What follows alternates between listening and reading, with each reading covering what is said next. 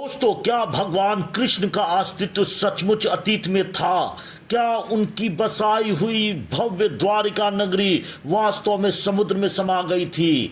क्या इस चमत्कारी नगरी के अवशेष आज भी अरब सागर में मौजूद हैं? क्या इस डूबी द्वारिका नगरी की यात्रा आम लोगों के लिए संभव है? इन सारे सवालों का जवाब है आज का यह फैक्ट्स वीडियो। दोस्तों, अब समुद्र में द्वारिका किए होंगे दर्शन। पनडुब्बी से समुद्र में 300 फीट नीचे जाएंगे श्रद्धालु भगवान कृष्ण की नगरी द्वारिका के दर्शन को। आज के इस फैक्ट्स वीडियो में आपको बताएंगे कि कैसे संभव होगा यह समुद्री यात्रा श्रद्धालुओं के लिए। दोस्तों, कृष्ण की नगरी द्वारका महाभारत युद्ध के 36 वर्ष पश्चात समुद्र में डूब गई थी।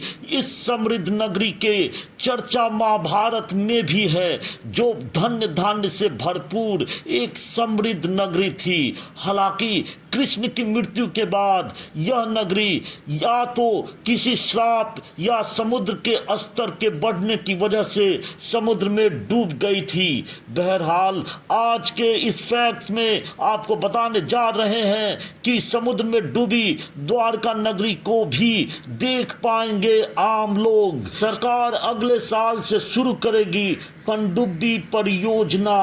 पनडुब्बी में एक बार में 24 लोग समुद्र के अंदर जाएंगे श्री कृष्ण की नगरी द्वारका के दर्शन करने को। पनडुब्बी लोगों को अरब सागर में 30 फीट नीचे लेकर जाएगी और द्वारका नगरी के अवशेषों को दिखाएगी। इस दर्शन यात्रा में 2 घंटे का समय लग सकता है। दोस्तों, आपको यह बताते हैं कि पनडुब्बी में 24 टूरिज्म, 2 पायलट, 1 गाइड, 1 टेक्नीशियन होंगे। द्वारका दर्शन की यह यात्रा अगले साल अगस्त में कृष्ण जन्माष्टमी से शुरू होने की उम्मीद है। पनडुब्बी अधिकतम 300 फीट गहराई तक जाएगी और इसकी कुल वजन 35 टन होगी। ये बताना चाहेंगे कि अब तक के शोधों से समुद्र के गहराई में भव्य महलों के अवशेष, नगरों के सड़कें, बर्तन और कई मंदिरों के अवशेष देखे गए हैं, जो कि इस नगरी के अस्तित्व को प्रमाणित करते हैं। महाभारत के अनुसार गांधारी के श्राप के कारण भगवान कृष्ण की नगरी का समुद्र में विलय हो जाने की चर्चा को भी यह शोध प्रमाणित करती है।